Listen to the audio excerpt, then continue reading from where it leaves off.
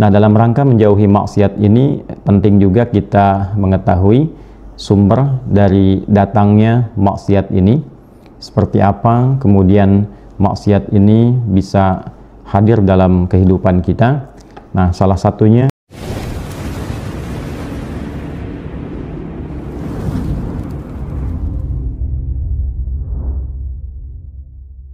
Assalamualaikum warahmatullahi wabarakatuh.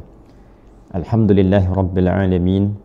Wassalatu wassalamu ala nabiyyina wa sayyidina Muhammadin wa ala alihi wa sahbihi wa dhurriyyatihi wa ummatihi ila yaumiddin wa ba'd.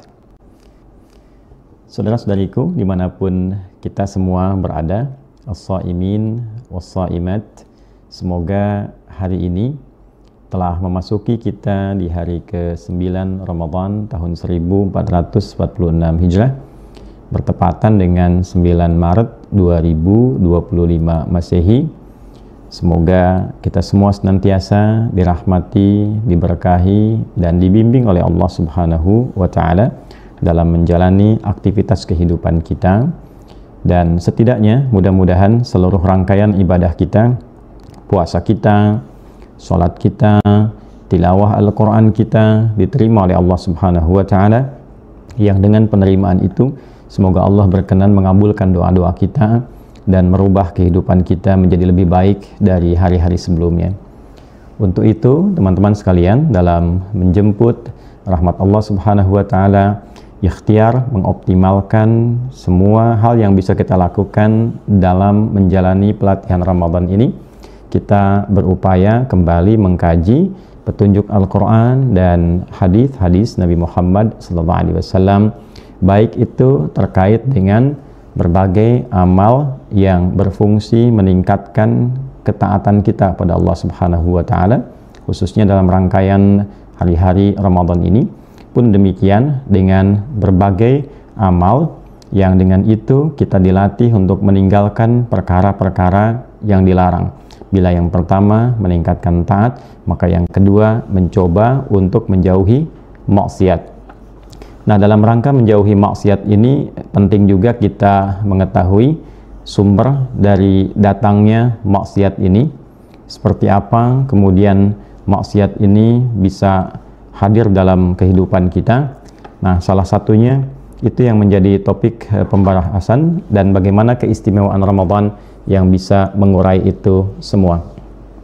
Teman-teman sekalian, seperti dijelaskan di banyak ayat di dalam Al-Quran, termasuk penjelasan dari Nabi SAW, di antara sumber maksiat yang seringkali muncul dari perilaku, dari diri setiap manusia adalah hasil provokasi setan yang diikuti. Dan iblis telah berjanji, diabadikan pula janji ini dalam Al-Quran sebagai pengingat bagi anak cucu Adam, bahwa ia setelah iri, dengki terhadap Adam alaihissalam dan berupaya menggagalkan misi Adam alaihissalam. Bahkan pertama kali ketika kedengkian itu hadir, diwujudkan dalam bentuk menggoda, memprovokasi Adam dan pasangan beliau Hawa alaihissalam untuk bisa gagal dalam menjalankan pesan misi kebaikan yang telah Allah siapkan untuk keduanya saat keduanya berada di dalam surga sebagai tempat atau miniatur sementara sebelum turun ke bumi dalam bertugas sebagai khalifah di muka bumi. Maka di Al-Quran surah kedua Al-Baqarah misalnya di ayat ke-36 Allah menegaskan fa'azallahuma syaitanu anha fa'akhrajahuma mimma kana fi. Setan memplesetkan, setan memprovokasi, menggoda, berusaha menjatuhkan dan menggagalkan tugas mulia Adam alaihissalam itu dalam menjaga perintah Allah Subhanahu wa Ta'ala, mengerjakan perintahnya, menjauhi larangan Allah Subhanahu wa Ta'ala. Maka diplesetkan keduanya, Adam dan Hawa, tergoda, sehingga dengan itu hadirlah kemudian sifat dan sikap yang tidak diperkenankan sebelumnya. Dan tentu itu juga ada hikmahnya. Ya, sekali lagi tentu itu ada hikmahnya, diizinkan demikian nanti untuk memberikan kepada anak cucunya pengingat bahwa beginilah cara setan menggoda, begini provokasinya, begini langkahnya, begini khutwahnya, ya dijamakkan menjadi khutwat nantinya. Yang dengan itu kita bisa mengenal dan menghindarinya. Nah, khusus untuk Ramadan, kajian kali ini ada bagian yang sangat menarik ketika Nabi Shallallahu Alaihi Wasallam menyampaikan di dalam keterangan-keterangan hadis beliau, dan kemudian hadis-hadis ini didokumentasikan oleh para ulama-ulama sehingga hadir dalam kitab-kitab hadis. Di Al-Bukhari misalnya nomor hadis 3277, kemudian di hadis riwayat Imam Muslim nomor hadis 1079, dan demikian pula di dalam Sunan An-Nasa'i nomor hadis 2100 yang seluruh sanadnya tersambung pada sahabat mulia Abu Hurairah radhiyallahu taala anhu. Jadi kalau kita urutkan seperti pernah di awal kesempatan saya sampaikan dari Nabi sallallahu alaihi wasallam, kemudian Nabi sampaikan di kalangan sahabat, ya, ditangkap oleh di antaranya sahabat Abu Hurairah radhiyallahu taala anhu, disampaikan pada generasi setelahnya sampai kemudian tiba di era Imam Al-Bukhari, didokumentasikan itu dalam bentuk tulisan yang dikodifikasikan. Kemudian juga muridnya Imam Muslim mengkodifikasikan itu dan dilanjutkan juga oleh Imam An-Nasa'i dalam kitab sunannya, sehingga kitab-kitab itu kemudian diteruskan oleh para ulama setelahnya, diajarkan pada generasi setelahnya, dicetak sampai sekarang hadir kitabnya bersama kita dan kita bisa akses itu untuk dipelajari. Ini keindahan dalam Islam yang menunjukkan validitas, kebenaran, orisinalitas, kemurnian ajaran ini yang tidak bisa direka-reka, bahkan juga ini yang menjadikan ajaran ini terjaga sampai kapanpun kita hingga kembali kepada Allah Subhanahu wa Ta'ala.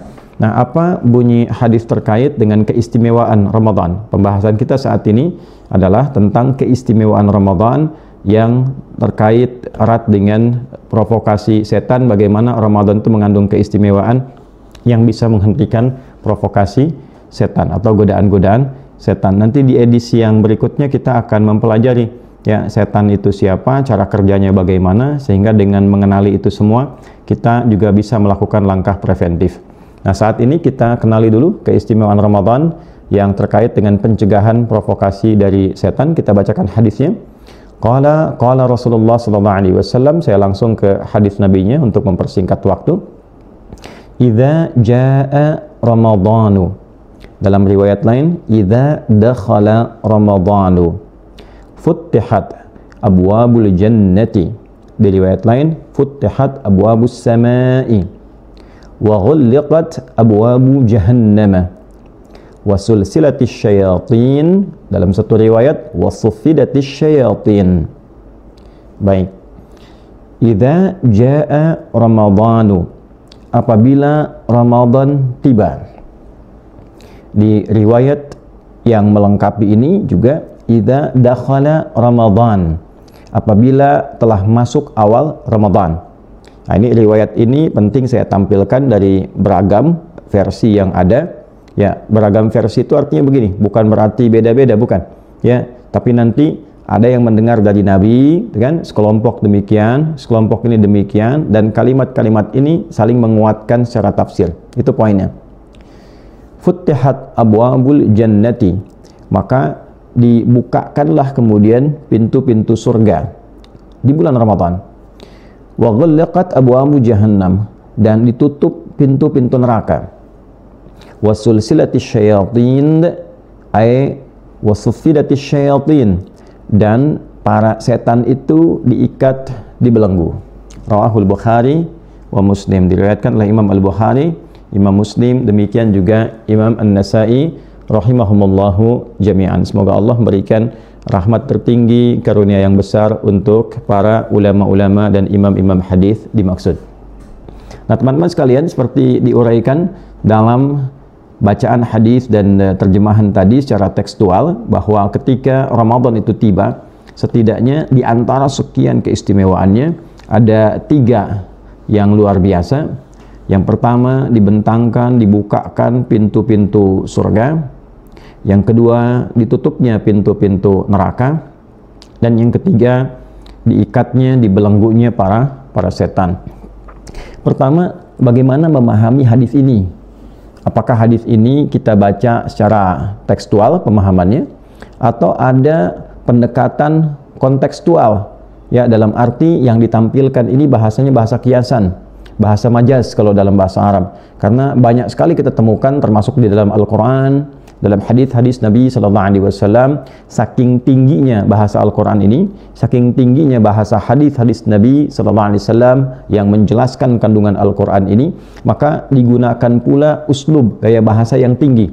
Ya, karena di zaman itu, di era itu, orang-orang Arab terkenal memiliki gaya bahasa yang cukup tinggi, uslubnya tinggi dan unggul dalam dunia sastra. Ya, sehingga Al-Qur'an pun ketika diturunkan berada dalam posisi yang tertinggi dari susunan katanya, dari gramatikalnya, dari keindahan bahasanya, sehingga para pakar bahasa pada masa itu tak ada yang mampu menandingi ketinggian Al-Quran, saking indahnya. Ya, dan kelak kemudian menjadi patokan gramatikal dalam bahasa Arab. Jadi gramatikal bahasa Arab di nahwu, di saraf dan turunan-turunannya, bahkan di balaghah pembelajarannya dari ma'ani, bayan, kemudian badi', itu mengambil patokan, menjadikan Al-Quran sebagai acuan, ya, dalam merumuskan kaidah-kaidah bahasa Arab, saking fasih dan tingginya. Dan ini sudah sepakat kalangan ahli bahasa, apalagi dari kalangan para ulama dan cendekiawan. Ini bagian pertama dulu yang penting kita ketahui. Nah, terlepas dari itu semua, teman-teman sekalian, dalam penafsiran ini ada kalangan tekstual. Ya, kalangan tekstual ini melihat zahir teksnya.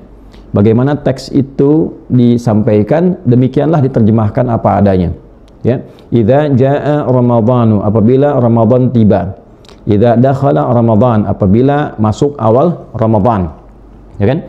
Futtihat abwabul jannati, pintu-pintu surga dibuka. Ya demikian, dibuka saja pintu-pintu surga itu.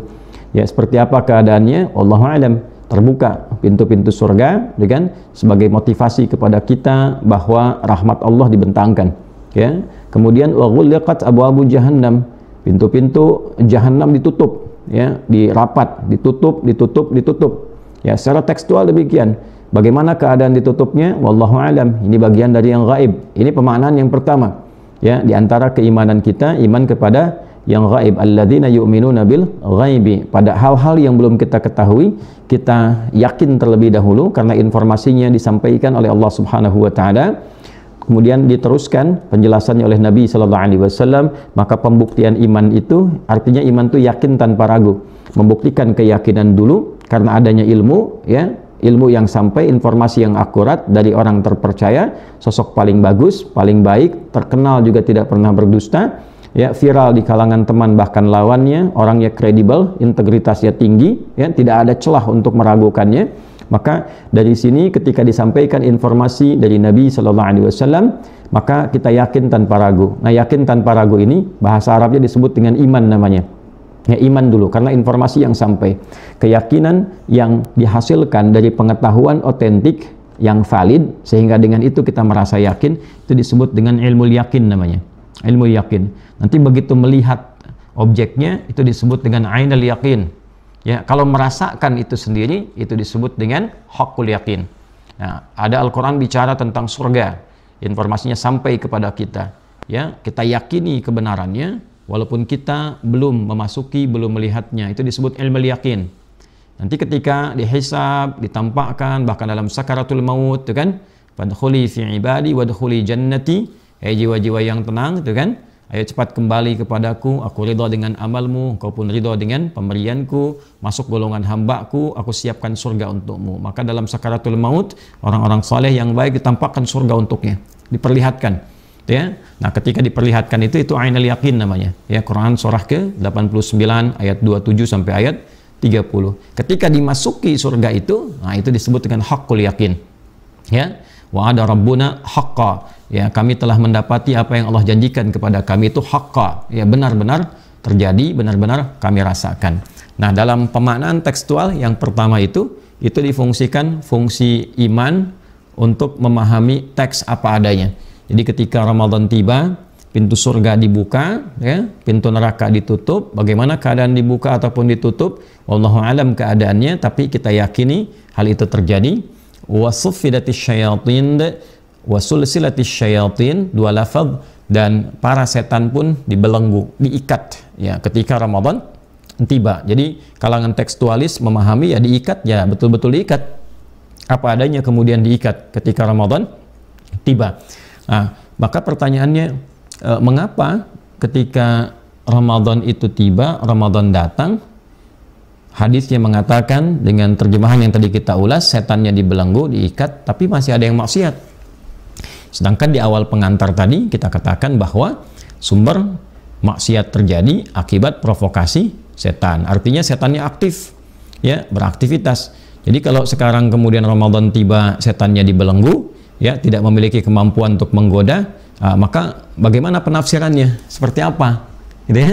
Kok bisa setan dibelenggu sementara maksiatnya masih terus berjalan? Nah, maka kalangan tekstualis di sini memberikan beberapa penafsiran. Ya, di antara contohnya ada yang memberikan pernyataan bahwa kalau nanti kita buka syarah hadis ini dari kalangan-kalangan setan tertentu. Ya, jadi ada beragam jenis setan. Kalau kita ngaji lagi lebih dalam nanti, di antara setan-setan yang paling aktif itu ada 9 jenis, itu kan? Ada setan di rumah tangga, ada setan yang bahkan bertugas di masjid, ada setan yang berdinas di lingkungan pasar-pasar, gitu kan? Dan sebagainya, tempat-tempat yang tidak baik banyak, di tempat-tempat yang kita ibadah pun ada, gitu kan? Nah, ada beberapa kalangan-kalangan setan ini yang betul-betul terikat. Di antaranya setan-setan yang berusaha mendengar informasi dari langit, ya, setan-setan yang tidak terbiasa dengan Al-Quran.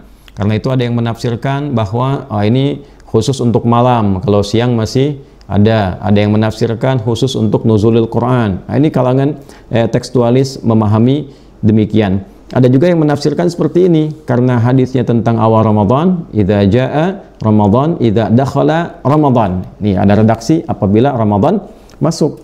Maka kalangan tekstualis ada yang menafsirkan, wah ini awal Ramadan. Ya, jadi karena rahmat Allah sedemikian tinggi, pintu surga dibuka, pintu-pintu jahanam, pintu neraka ditutup, ya, ada di antara rahmatnya setan dibelenggu khusus awal Ramadan. Ada penafsiran demikian. Ya, sehingga awal Ramadan itu saking tingginya, bahkan luasnya rahmat Allah Subhanahu wa taala menjangkau semua kalangan, tiba-tiba jadi baik.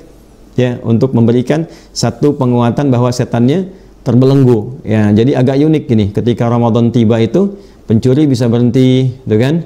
Koruptor bisa berhenti, penipu bisa berhenti, bahkan yang paling unik yang mungkin biasa mencuri, biasa yang korupsi, biasa menipu, biasa maksiat, itu mah bisa mengucapkan marhaban ya Ramadan gitu. Selamat datang Ramadan, selamat menunaikan ibadah puasa, ya kan? Biasa mencuri, biasa korupsi, tiba-tiba awal Ramadan ya bisa mengatakan marhaban ya Ramadan, selamat menunaikan ibadah puasa, semoga Allah menerima puasa kita semua, ya. Nah, ini menunjukkan bahwa kalangan tekstualis memberikan pernyataan ini, menunjukkan bahwa apa yang Nabi sampaikan itu benar. Ya, setannya terkunci itu, ya, terbelenggu di awal Ramadan. Ya, setelah itu wallahu a'lam mungkin terjadi lagi hal-hal yang tidak diinginkan. Nah, ini gambaran yang pertama, teman-teman sekalian. Kemudian ada gambaran pertengahan. Pertengahan itu tekstual, tapi sedikit memberikan paparan yang lebih mengarah kepada konteks juga. Ya. Yang kedua ini memberikan batas dengan kalimat iman. Saya ulangi dan saya tekankan, memberikan batas dengan kalimat iman lil mu'minin. Karena mengambil satu hikmah dari keterangan di Al-Quran ketika Allah Subhanahu wa ta'ala membuka rangkaian ayat puasa dengan kalimat iman. Di Al-Baqarah ayat 183. Ya ayyuhalladzina amanu kutiba alaikumussyam. Hai orang-orang yang telah menyatakan dirinya beriman kepada Allah, diwajibkan bagi kalian menunaikan puasa Ramadan, kan? Nah, karena dibuka dengan kalimat iman di awalnya, maka ada yang memberikan penafsiran pertengahan antara tekstual dengan yang kontekstual. Apa penafsirannya? Ini berlaku bagi orang-orang yang beriman, yang mau menunaikan puasa dengan benar. Artinya, kalau ada orang yang menunaikan puasa, tapi puasanya tidak benar, tidak diiringi dengan iman, maka tidak berlaku hadis ini. Ya, bukan hadisnya yang tidak benar, maknanya tidak bisa dirasakan karena puasanya tidak dijalani dengan iman. Itu poinnya. Ya, jadi ketika Nabi SAW menjelaskan dalam hadis lain, misalnya di Al-Bukhari nomor hadis yang ke-38, juga nomor hadis yang ke-2014 dari sahabat Abu Hurairah radhiyallahu taala anhu, dari Nabi SAW ketika beliau menyampaikan man shoma ramadhana imanan wahtisaban. Nah, ini ada keselarasan makna di sini.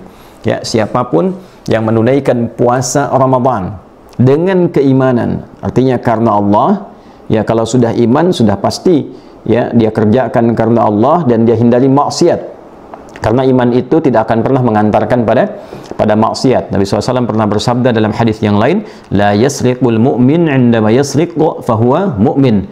Tidak mungkin orang yang punya iman itu mencuri, menipu, korupsi, ya kalau ada iman dalam dirinya. Ketika dia akan melakukan perbuatan dimaksud, imannya akan mencegahnya. Ya, ketika terfikir iman akan menghambatnya. Jadi nggak mungkin ada koruptor yang masih ada iman dalam dirinya ketika dia korupsi, itu nggak mungkin. Ya, nah ada penipu, ada pezina, ada perampok ketika melakukan itu, ya ada iman dalam dirinya. Artinya imannya bermasalah, gitu kan? Wahtisaban, dan dia kerjakan ikhlas karena Allah untuk mengevaluasi dirinya. Ghufira lahu ma taqaddama min dzambi. Orang-orang demikian berpotensi diampuni seluruh dosa-dosanya. Jadi orang yang pengen diampuni itu kan meninggalkan maksiat, menghindari maksiat. Nah, jalan untuk mendapatkan kekuatan menghindari maksiat itu diantaranya dengan menunaikan puasa. Karena itulah ayat puasa dibuka dengan kata iman. Ya ayyuhalladzina amanu. Di hadis ditafsir dengan iman. Man shoma ramadhana imanan wahtisaba. Jadi orang-orang yang puasanya benar, dia berupaya menunaikan puasa dengan imannya untuk menghindari dosa, bahkan supaya dosanya digugurkan.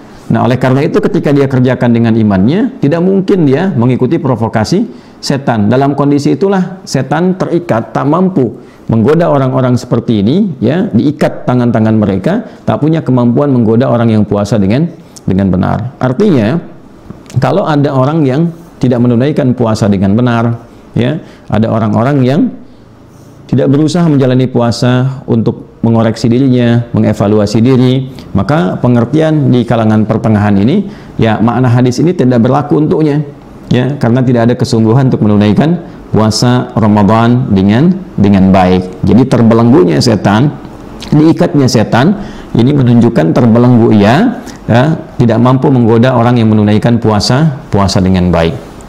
Nah, teman-teman sekalian, pada penafsiran ketiga, nah ini yang kontekstual, yang memahami konteksnya apa ini secara lafaz begini, dikaji, oh arahnya ke sini, konteksnya seperti ini.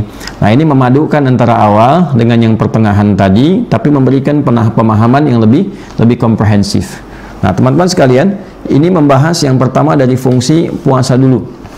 Ya, jadi fungsi puasa itu kalau kita uraikan di Kitabus Shaum saja, Imam Al-Bukhari itu sampai menampilkan kurang lebih 121 hadis. 69 subtopik dalam tema Kitabus Shaum, ya, di halaman 280 kitab kami, di topik yang ke-30. Topik 30 Kitabus Shaum, kemudian ada subtopiknya 69 kurang lebih, kemudian ada hadisnya 121. Nah, kalau kita kumpulkan rangkaian hadis-hadis ini, sesungguhnya di dalamnya ada pembinaan, penguatan pada seluruh bagian kehidupan tubuh kita. Ya, ada pembinaan terhadap rohani, rohiyah kita, ada pembinaan terhadap aspek intelektual, karakter intelektual di akal kita, aklani, ada pembinaan terhadap karakter kinerja di fisik kita, jasmani. Jadi semua ini dibina, bagaimana menggunakan fungsinya dengan benar, rohnya benar, akalnya sehat, fisiknya juga kuat. Nah, dalam konteks ini juga dipandu supaya menghindari hal-hal yang melemahkan dari sifat maksiat. Artinya yang ini ditingkatkan daya positifnya, taat, kemudian pada saat yang bersamaan dicegah supaya tidak terjebak pada sisi yang negatif, yaitu maksiatnya.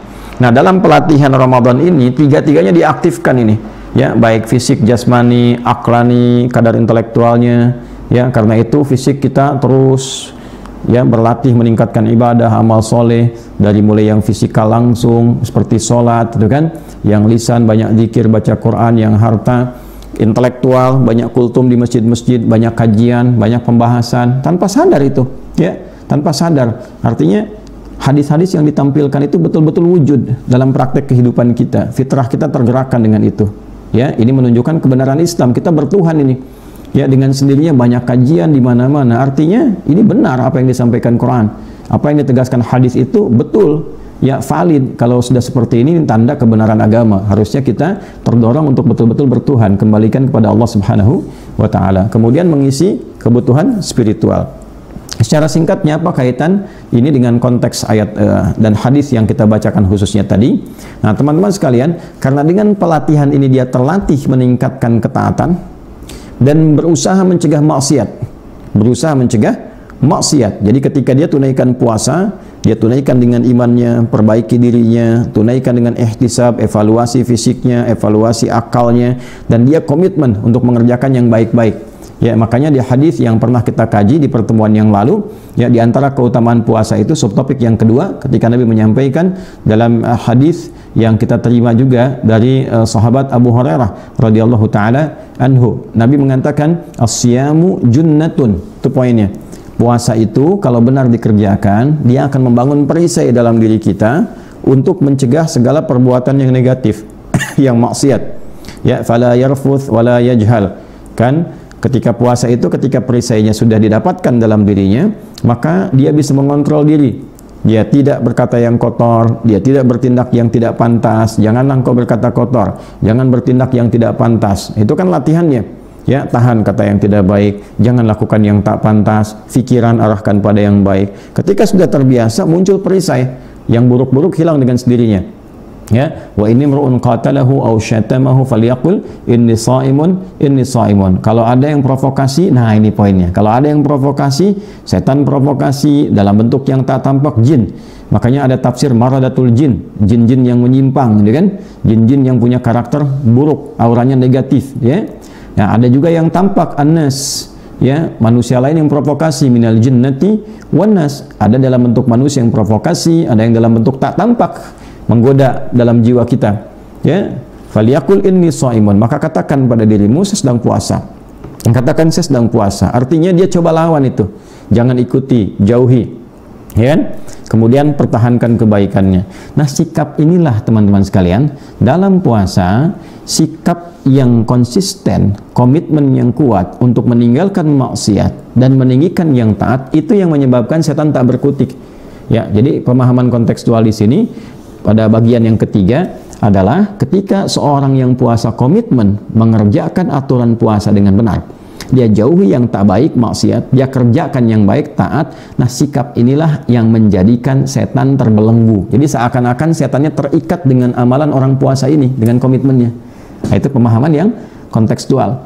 Ya, dengan dia meningkatkan taat itu dan mengikat setan dengan amal solehnya, tidak mengikuti provokasinya untuk berbuat maksiat, provokasi setan tadi, ya, dia tidak ikuti, maksiat kemudian dia jauhi, taat dia tingkatkan, maka terbukalah peluang pintu-pintu surga untuknya.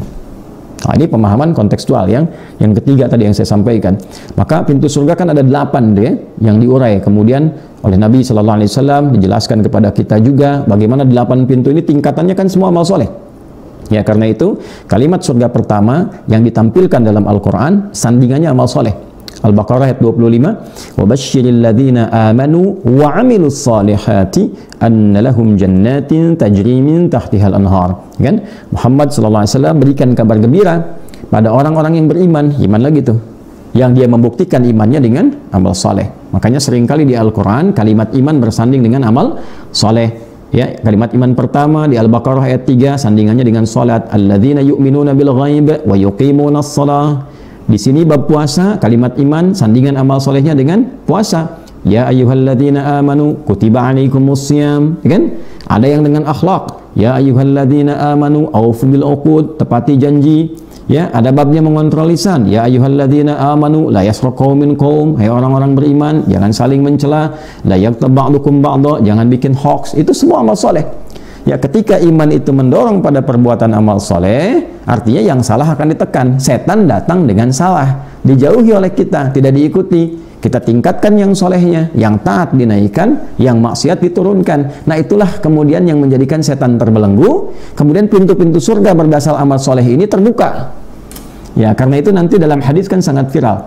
Ya, di hadis-hadis tentang puasa saja ada pintu khusus bagi orang puasa, amal solehnya. Namanya kan Ar-Rayyan. Ya, kalau kita ngaji nanti kitab Shaum kita akan temukan ya bab Rayyan, ya bab pintu khusus untuk orang puasa namanya Ar-Rayyan. Inna fil jannati baban yuqalu Rayyan. Kata Nabi sallallahu alaihi wasallam, di dalam surga nanti ada pintu khusus disebut namanya Ar-Rayyan. La yadkhuluhu illa shaimun, ya. Tidak akan masuk lewat pintu ini kecuali ahli puasa. Fanadal munadi atau kama qala sallallahu alaihi wasallam, aina shaimun, aina shaimun. Maka penjaga pintunya kemudian mulai memanggil di yaumil hisab, mana ahli puasa, mana ahli puasa. Fa idza dakhaluhu ughliqa. Maka ketika sudah masuk ahli puasa ini ditutup pintunya. Ya, ada lagi babus shalah, pintu orang salat. Ada babus sedekah, pintu orang sedekah, ya kan? Sampai sahabat Sayyidina Abu Bakar Siddiq radhiyallahu taala anhu bertanya pada Nabi sallallahu alaihi wasallam, "Ya Rasulullah, ya kan, apakah ada yang dipanggil lewat beragam pintu-pintu itu, semua pintu itu?" Nabi kemudian mendoakan, ya, aku bermohon pada Allah, kau bermohon supaya mudah-mudahan kau termasuk ada yang di dalamnya. Artinya ada orang-orang dipanggil lewat pintu-pintu itu, saking banyaknya amal solehnya. Dari situlah kemudian beliau Sayyidina Abu Bakar As-Siddiq radhiyallahu taala anhu membuat kurikulum amal soleh. Dalam sehari salat, dalam sehari ada baca Al-Quran, dalam sehari sedekah, ya kan, diurutkan berdasar pintu itu. Itu manajemen kehidupan tuh. Ya, bisa dalam sehari kita mau pintu surga yang mana ketika pulang. Ya, kita kan gunakan akal juga, ya, jangan gunakan pendekatan-pendekatan yang tidak tepat. Kita kan yakin dengan iman akan pulang, meninggal, pindah tempat, gitu kan. Sehingga tidak ada istilah-istilah yang aneh-aneh lah. Ya, misalnya, oh ini tafsir eskatologis nih ya, ini masa lalu, masa kekinian tuh beda penafsiran, mesti maju. Iya, maju di dunia, setelah meninggalkan dunia kan lebih maju lagi. Ya, maju ke akhirat lagi. Artinya apa? Pemahamannya menyeluruh. Orang cerdas itu berpikir karena dia tahu dengan informasi yang valid akan mendiami tempat ini, tempat ini, tempat ini. Maka dia siapkan bekal. Nah, sekarang di dunia, setelah meninggal mau kemana? Berita baiknya di Al-Quran kita dikabari, kalau meninggal nanti transit di alam kubur. Persiapan bekalnya begini, ya kan? Kalau tidak yakin, nah silahkan tanggung resikonya. Ya, kalau yakin, kerjakan amalannya. Ya, kan tidak ada ruginya kita kerjakan amal, kan meninggal juga. Ya, kalau misalnya orang-orang mengatakan tidak terjadi, tidak ada ruginya. Dunia kita kerjakan, untuk alam kubur kita cari bekal, ya kan? Akhirat juga demikian. Setelah selesai dunia, waiting roomnya di barzah alam kubur, pindah ke akhirat kan? Maka apa bekalnya? Apa yang kita siapkan? Nah, kita punya kebahagiaan, bersyukur kita, keterangannya jelas. Kalau kau meninggal begini, urutannya begini, dikubur begini, dibangkitkan begini, ayatnya jelas sekali. Tidak ada yang sejelas Quran mengurutkan itu. Ya, dan mustahil ada yang bisa meruntutkan itu dengan jelas, presisi tinggi, kecuali Allah yang menciptakan itu semua, Tuhan yang hak. Ya, kalau bukan Tuhan nggak bisa jabarkan itu. Itu.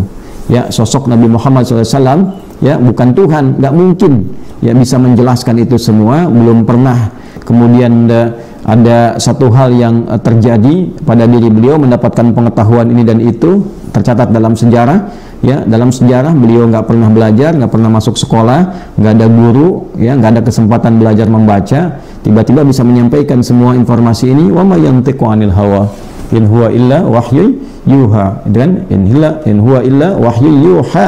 Ini wahyu semua. Wahyu itu artinya apa? Beritanya sumbernya dari Allah disampaikan.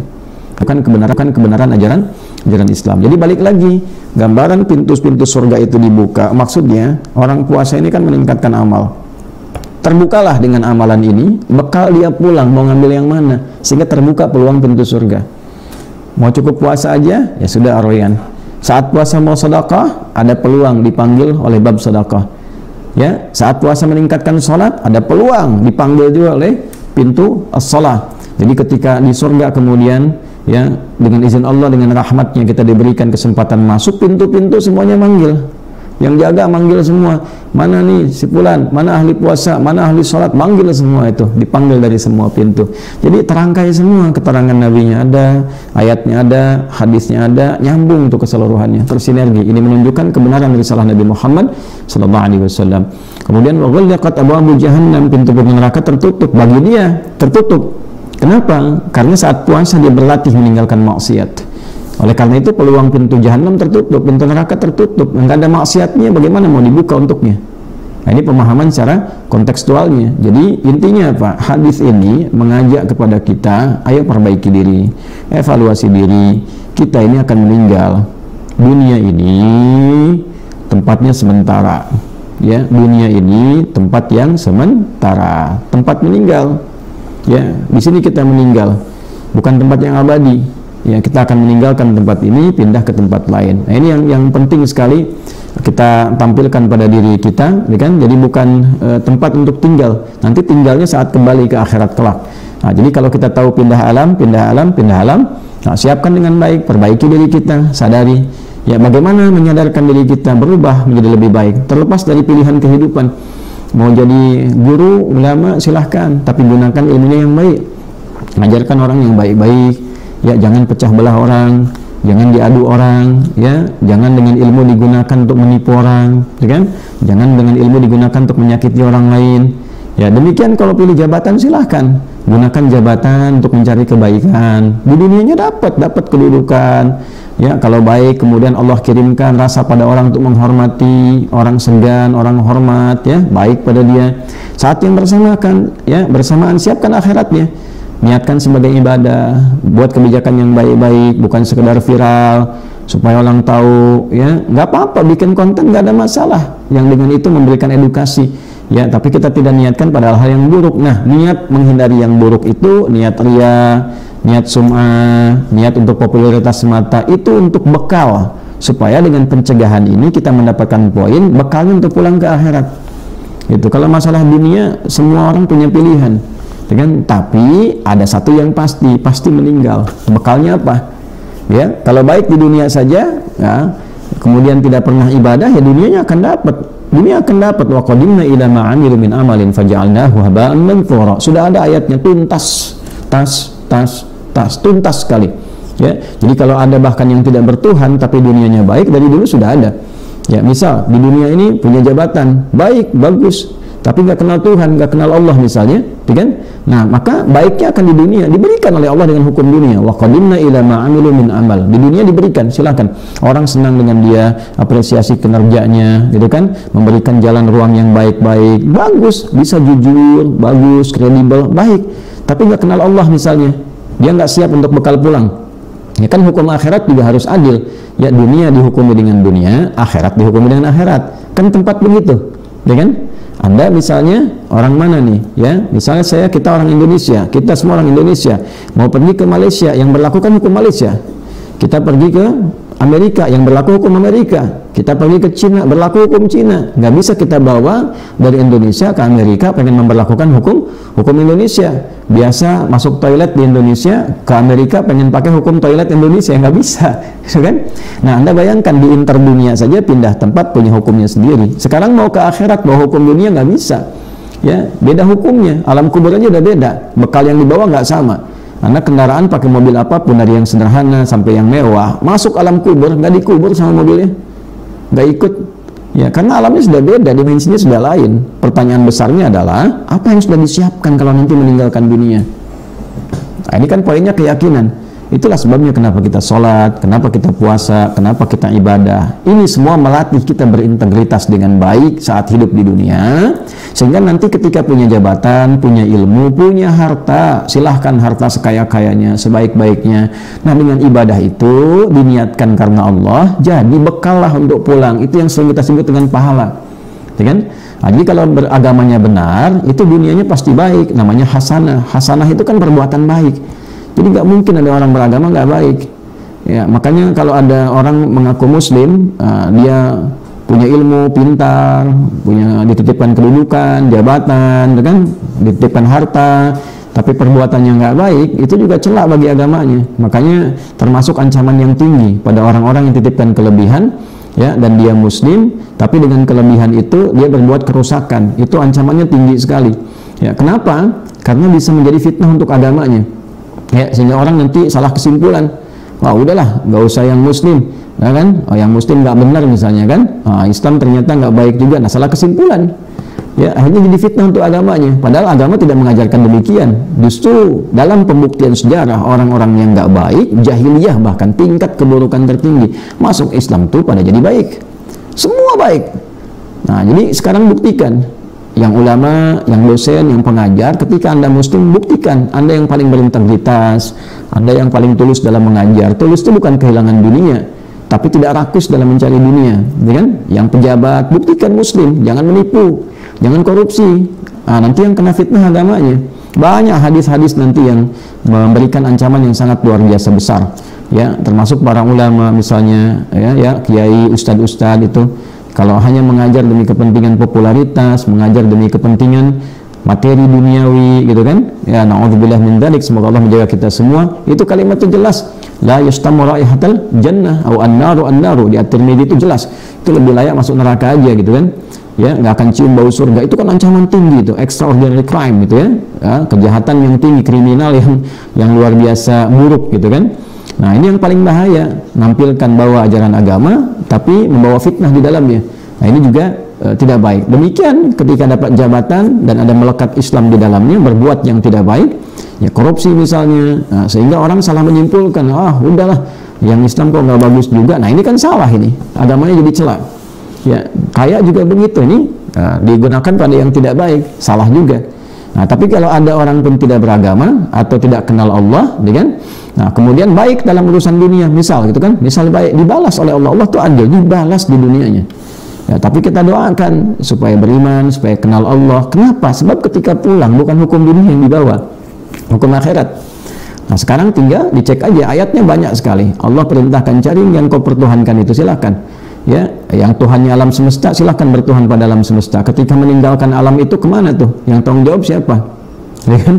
Ya, yang menciptakannya siapa? Kan hukum juga mengatakan demikian secara akal, kan? Nggak mungkin tiba-tiba alam semesta wujud. Yang menciptakan siapa? Ya kan?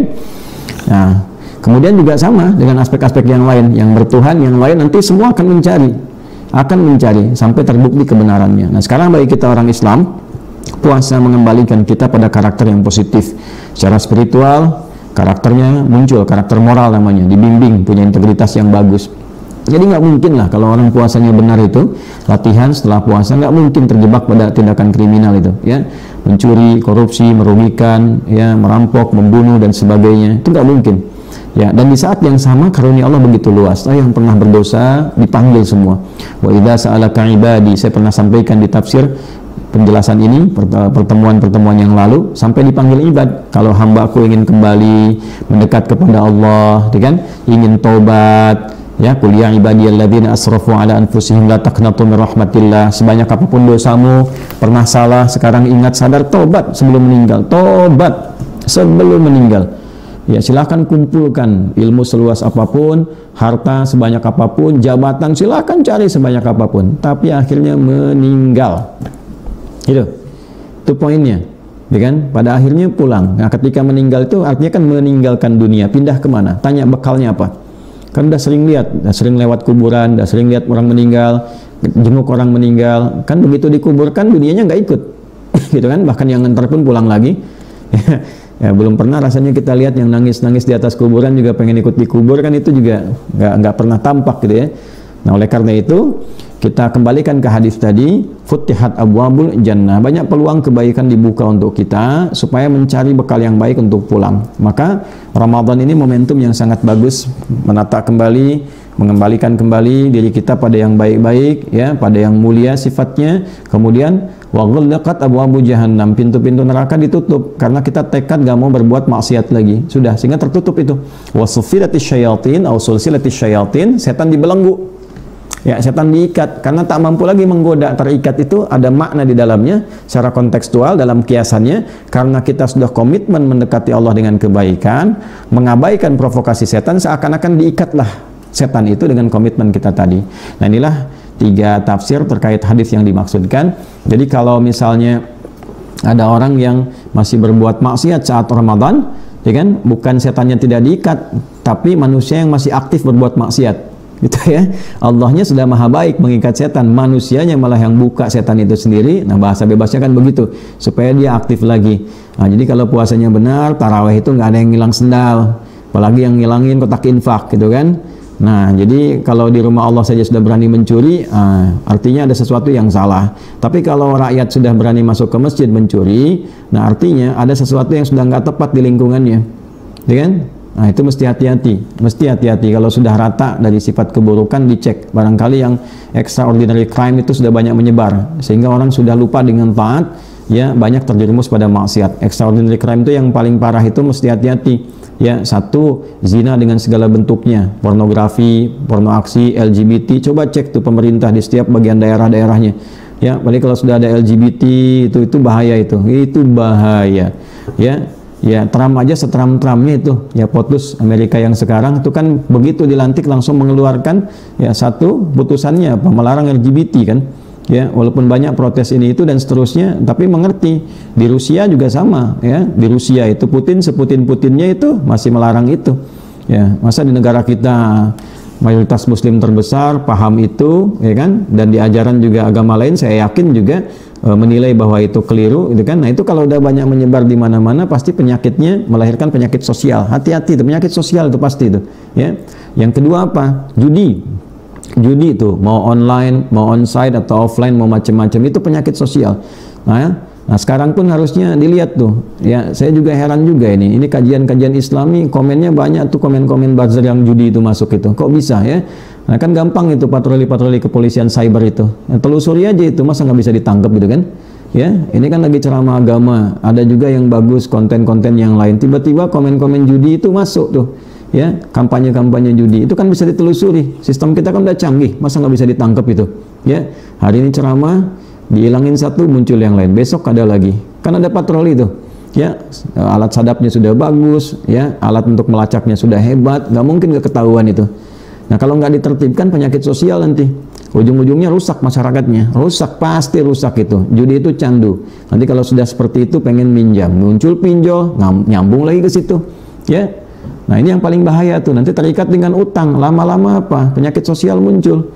Orang nyuri beras, orang nyuri ini hanya untuk judi, bahaya. Ya, terjebak di situ, rumah tangga nanti rusak tuh.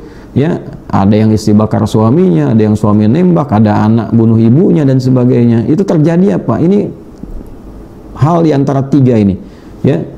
Yang pertama tadi saya sampaikan pornografi dan turunannya, pornografi, porno aksi, LGBT, zina namanya, fahsya namanya ya. Yang kedua judi, yang ketiga itu merasantika, minuman keras dan narkotika. Itu kalau sudah tiga-tiganya menyebar, khamar, bahasa Arabnya itu, bahasa Qurannya khamar, yang merusak akal, dia yang merusak akal. Dulu ditafsirkan minuman keras saja, ya sekarang dikembangkan. Ya, obat-obatan terlarang dan sebagainya. Cek kalau itu sudah menyebar di mana-mana, itu pasti merusak generasinya, rusak masyarakatnya, rusak pola hidupnya. Nah, puasa memperbaiki itu semua. Puasa memperbaiki itu semua. Jadi kalau puasanya benar di setiap kita itu melatih karakter moralnya baik, secara pribadi baik, nanti akan ada kesadaran kolektif menyeluruh. Ya kan? Semua jadi baik lagi. Nah, dengan itulah kemudian setannya kita ikat, pintu neraka kemudian ditutup dengan amalan, dan pintu surga terbuka dengan kebaikan. Itulah gambaran tafsir secara komprehensif terkait dengan hadis yang disampaikan. Dan kembali pilihannya kepada kita semua, apakah mau jadi hamba yang benar atau tetap bertahan pada keburukan. Tapi pesan penting yang perlu kita kaji adalah, teman-teman sekalian, kita masih dapat kesempatan hidup sampai hari ini. Tidak sedikit sahabat kita yang dulu menemani, sekarang sudah tidak ada di samping kita. Dulu ikut bareng tarawih, sekarang sudah meninggal. Dulu ikut i'tikaf, sekarang sudah tidak ada. Ya kan? Dulu hadir membersamai olahraga, sekarang sudah pindah ke tempat lain. Ya kan? Wallahu a'lam keadaannya, kita sering doakan dalam kebaikan, tapi poinnya satu saat kita akan berada di posisi itu. Allah masih baik dan sangat baik dan tetap akan baik kepada kita sepanjang kita mau mendekat kepada Allah. Diberikanlah kesempatan Ramadan. Kalau dengan Ramadan tahun ini belum mampu kita punya tekad untuk memperbaiki diri, maka butuh Ramadan berapa kali lagi? Butuh Ramadan berapa kali lagi? Maka mudah-mudahan ini menjadi lahan koreksi kita untuk kebaikan. Apapun yang disampaikan pada hakikatnya adalah titipan supaya kita menjadi lebih baik. Pun bagi saya pribadi, berusaha dan berusaha. Ya, itu yang kita bisa lakukan, dan kita mendoakan, jangan menghukumi orang, kita doakan. Semua kita tatap dengan kacamata sayang. Apa yang diuraikan tadi bukan ingin menunjuk pada pihak-pihak tertentu ini dan itu, tidak, tapi karena rasa sayang kita mendoakan kepada Allah semoga sifat-sifat kurang baik ini dihempaskan dari dalam diri kita, mampu kita mengikat para setan itu sehingga kita menjadi pribadi yang lebih mulia di hadapan Allah Subhanahu wa taala. Teman-teman, selamat menunaikan ibadah siam Ramadan. Mohon dimaafkan banyak hal yang kurang, yang tidak tepat, mungkin yang salah diuraikan. Semoga Allah bisa memberikan petunjuk kepada kita dengan lebih baik untuk mengikuti petunjuk Nabi sallallahu alaihi wasallam. Terima kasih. Subhanakallahumma rabbana wa bihamdika Nasyhadu an la ilaha illa anta nastaghfiruka wa natubu ilaik. Wa akhiru da'wana alhamdulillahi rabbil alamin. Assalamualaikum warahmatullahi wabarakatuh.